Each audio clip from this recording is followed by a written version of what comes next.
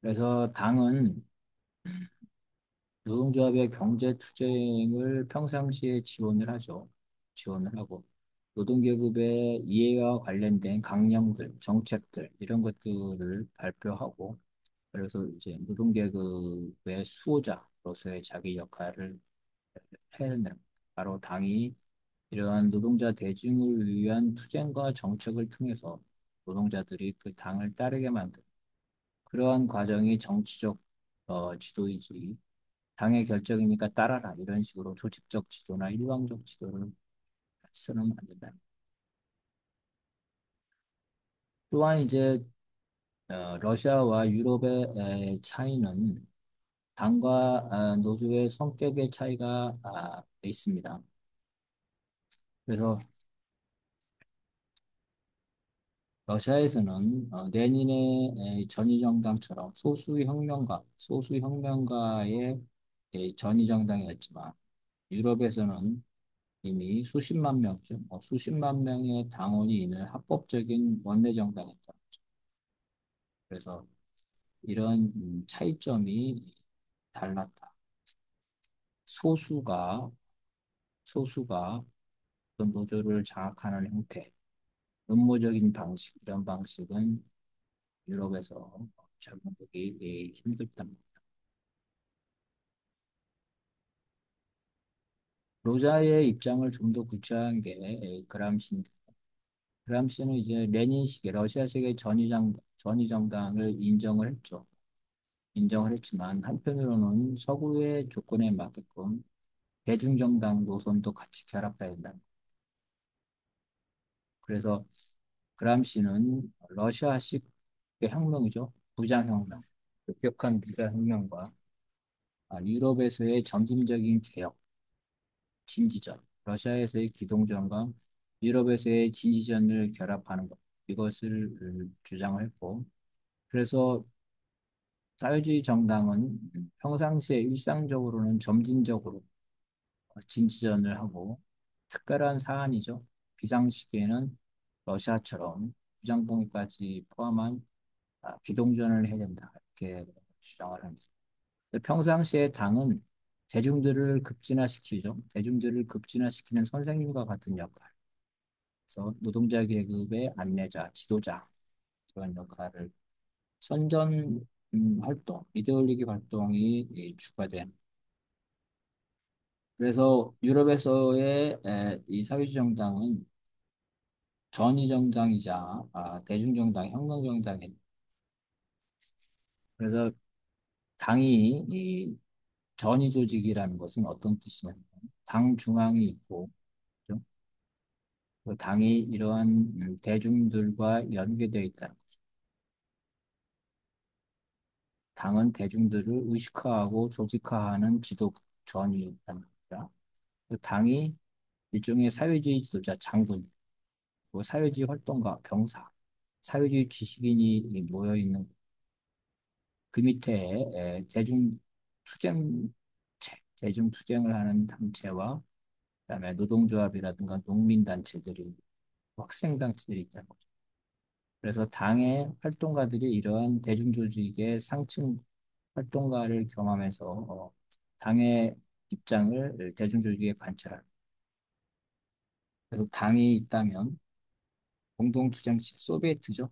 대중조직과 당을 연결하는 소비에트, 스탈린주의라든가 이런 쪽에서 이제 통일전선, 공동투쟁체를 하는데 당과 대중조직을 연결하는 소비에트 정치적 대중조직이라고 볼 수 있습니다.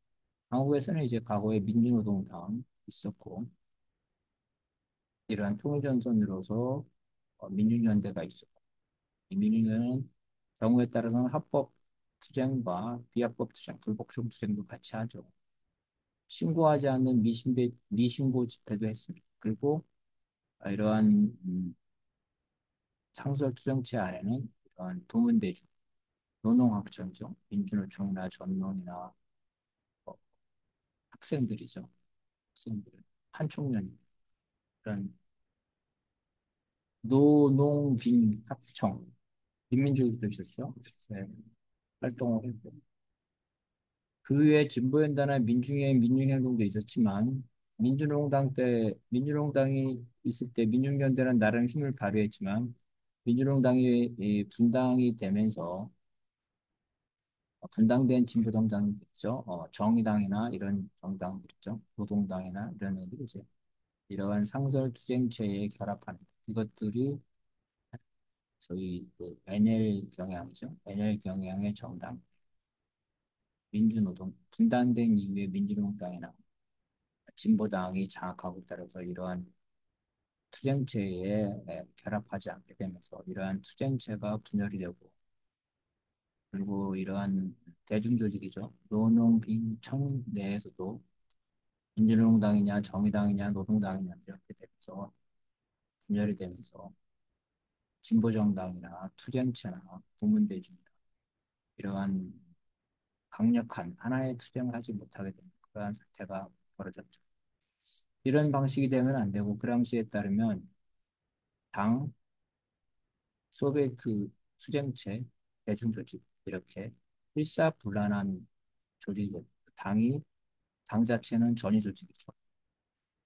그렇지만 이러한 대중조직들을 의식하고 조직하는 역할을 하기 때문에 당이 전정당의 역할과 대중정당의 역할을 동시에 할 수 있다. 이 당원들이 이러한 전선체와 대중조직의 상층부에 들어가 있다는 거죠. 그래서 당은 이러한 플레타를 조직화하죠. 그리고 그 동맹군, 그런 동맹군은 농민이 되겠습니다. 농민. 노농동맹이라 그러죠. 농민. 동맹. 그리고 좀 진보적인 청년 학생들, 이런 게 동맹군을 묶고 된다. 그래서 당이 이러한 대중조직 안에 프랙션을 해야 된다. 세포를 건설해야 된다. 그렇죠? 그래서 이 대중조직들을 명령이 아니라 그 대중조직 안에 있는 당원들의 활동으로서 당의 입장을 관찰해 옵니다. 그래서 그람시는 서구에서는 러시아에서 했듯이 어떤 그 무장혁명으로 국가 권력을 타도한다 하더라도 서구에서는 견고한 의회 정치죠. 그다음에 언론기관, 학교, 종교 이런 것들이 살아있기 때문에 국가 권력만 전복한다고 해서 혁명이 될 수 없다. 이러한 부르주아 이데올로기 구조죠. 이것들을 재생산하는 부르주아 지배를 무너뜨려야 된다. 그 혁명은 바리케이트, 기동전을 통해서 단 한 번에 되는 것이 아니라 서유럽의 경우에 러시아의 경우에는 황제죠, 황제. 이 왕정만 무너뜨리면 됐지만 서유럽의 경우에는 광범위한 이데올로기, 방송, 언론, 교육, 종교 이런 것들이죠. 그래서 이러한 것들을 장기적으로 구조적으로 변화시켜야 되기 때문에 일상적으로 이러한 이데올로기 투쟁을 해야 된다. 진지전, 참호전이라는 거죠. 러시아혁명은 소비에트 무장을 통해서 일시에 권력을 장악하고 사회를 강제로 변화시켰다는데 유럽에서는 이러한 무장으로 군대와 경찰을 이긴다는 것은 불가능합니다. 내전이 일어날 때 애외적에만 가능을 하게 되죠. 권력을 장악한다 하더라도 여러 가지 이러한 신문, 방송, 학교, 종교 엄청난 영향력을 끼치고 있고 구조화되어 있기 때문에 그것들을 무력으로, 힘으로서 단순히 전복시킬 수 없다. 그래서 평상시에는 어, 전짐적으로 평화적으로 개혁이죠. 점진적 평화적으로 개혁을 하면서 혁명으로 나아가고 비상사태 시에는 러시아식 혁명이죠. 러시아식 혁명을 전개할 수 있다. 유럽에는 6.3이죠. 파리의 봉기, 6.3 혁명, 뭐 이런 게 이제 혁명식이었죠. 한국에는 광주민주화운동이나 박근혜. 예를 들어서 박근혜 탄핵이 부결된 후에 계엄령을 발동해서 시민들을 무장으로 진압하려고 했죠. 그렇게 계엄령 문건이 있는데 실제로 그런 게 됐을 때 이런 경우에는 이제 진압군이 시민들을 유혈 진압할 경우 자연스럽게 광주 민주화운동 도 시민들이 무장을 하게 되는 러시아식 혁명으로 가게 됩니다. 평상시에는 평화적인 것들을 하지만 비상시에는 무장 봉기를 포함할 수 있는 그러한 기동전을 할 수 있다. 그래서 이 당이 바로 평상시에는 진지전을 하고 유사시에 기동전을 할 수 있는 그러한 사령부. 여기 핵심은 평상시에 진지전에서 유사시에 기동전으로 재빨리 전환할 수 있으려면 중앙집권적인 당이 중앙집권적 장군에 의해서 지도가 되는 일사불란한 당이 되는 거죠. 이런 중앙집권적인 당에 소비에트라는 투쟁체, 또 노동조합이라든가 농민조직, 노농빈청 이런 대중족들이 평상시에 이렇게 구성이 돼야지만 재빨리 진지전에서 기동전으로 바꿀 수 있다. 그래서 그람시는 또 한편으로는 이 서구에는 계급과 계층이 다양하죠. 노동계급 내에도 분화되는 이러한 다양한 계층과 계급 내에서 주도권, 노동계급의 주도권, 헤게모니를 유지하는 게 되게 중요하다. 노동계급 혼자서만이 혁명을 성공할 수 없고 농민이라든지 지식이라든지 자영업자라든지 이런 중간층이 있는데 이러한 중간층을 획득해야 한다. 특히 선거 때문에 그렇죠. 소련 같은 경우에는 노동이나 농민 계급이 된 부분적 기구로서 일시에 권력을 없지만 서구에서 유럽의 경우에 우리도 마찬가지인데 투표로 정권을 바뀌니까 바로 중간층의 표를 얻는 게 중요하고 이 중간층을 의식화시키는 게 중요해요. 이것이 노동계급의 핵입니다. 중간층을 묶어낼 수 있고 중간층을 의식화시킬 수 있는 이런 것들이 필요합니다. 그래서 적극적인 교육과 정치 활동을 통해서 이러한 중간층들을 노동계급을 위한 연맹, 동맹으로 바꿔놔야 됩니다. 다양한 세력 중에서 이러한 주도하는 세력, 혁명적 지식인 분들, 평상시 주도권 장악은 무력이 아니라 선전활동, 이데올로기 투쟁을 통해서 한다. 바로 이데올로기 투쟁을 당과 혁명적 지식인이 하게 되고 이데올로기 투쟁의 대중적 동력을 바로 노동계급이 제공합니다. 그 노동계급이 전국적으로 승리하려면 유기적 지식인입니다. 바로 당이죠, 당. 혁명적 지식이죠. 그것들이 계급 동맹을 통해서 그래서 농민이라든가 학생이라든가 혹은 영세 자영업자라든가 이러한 것들을 자본가로 넘어가는 게 아니라 노동자의 편에 서도록 해야 된다는 거죠. 바로 이것이 당과 지식인의 역할이다. 왜냐하면 혁명이 되려면 다수의 지지를 받아야 돼요. 다수의 지지를 받으려면 중간층까지 노동자의 편으로 땡겨야 된다. 그래서 노동계급은 농민과는 동맹을 맺죠. 노동동맹. 같은 조직을 할 수 있습니다. 혁명적 전당에 갔다. 영세 자영업자는 같은 조직은 아니지만 이들을 노동계급과 연대하도록 해요. 그러면은 농민과 노동자, 영세 자영업자 이런 것들을 한편으로 막을 수 있는 투쟁, 그것이 반독점 투쟁, 반재벌 투쟁. 자본 일반에 대한 투쟁을 한다면 자영업자도 적이지만 반독점, 반재벌 투쟁을 한다면 자영업자하고 한편에 설 수 있다. 다수의 동맹자를 만들 수 있다. 결국은 노동계급과 독점 자본은 오늘날 발달된 자본주의에서 서로 중간층이죠. 이러한 자영업자들 같은 중간층을 놓고 서로 경쟁하고 있다.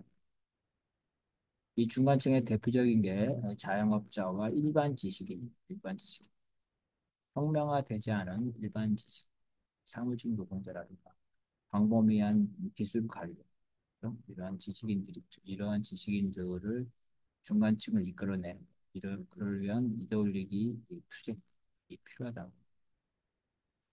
이러한 것들이 이제 뭐 트로츠키 주기에서도 공동행동, 공동전선에서 사안별로 그런 중간층과 연대한다. 그래서 노동자인데요. 필요에 따라서 선거 때 이재명이나 민주당을 지지할 수 있는 사안별로. 스탈린주의에서는 이러한 공동행동보다는 좀 더 장기적이고 구조적인 통일전선, 소비에트라고 생각하면 돼. 소비에트. 소비에트를 농민 소비에트, 노동자 소비에트, 병사 소비에트. 노동자 소비에트는 노동조합과 다르죠. 노동조합은 경제 투쟁을 하는 곳이지만 노동자 소비에트는 이러한 노동조합 중에서도 선진적이고 투쟁적인 노동자들이 모여서 정치 투쟁이죠. 정치 투쟁을 해나가는 그러한 것 때문에 다르다고 볼 수가 있습니다. 시민사회단체, 또 필요에 따라서 연대할 수 있는데 이러한 시민사회단체는 박근혜 태진수장이 보듯이 노동계급과 주도권을 다투고 있습니다. 시민사회단체와 커다란 전선에서 연대할 수 있지만 전체 주도권을 시민사회단체와 노동계급, 실제로 박근혜 때 민주노총과 참여연대 사이에 그러한 경쟁 관계가 있었다. 그런 것들이 있다는 겁니다. 그래서 이제 어떤 윤석열 반대 투쟁을 할 때 민주당과 같은 광장에 설 수는 있죠. 그렇지만 우리가 민주당에 입당하거나 민주당 지지자들을 그 진보정당에 같이 조직은 같이 할 수 없다. 필요에 따라서 사안별로 정치 수정을 같이 할 수 있지만 조직은 따로 못한다.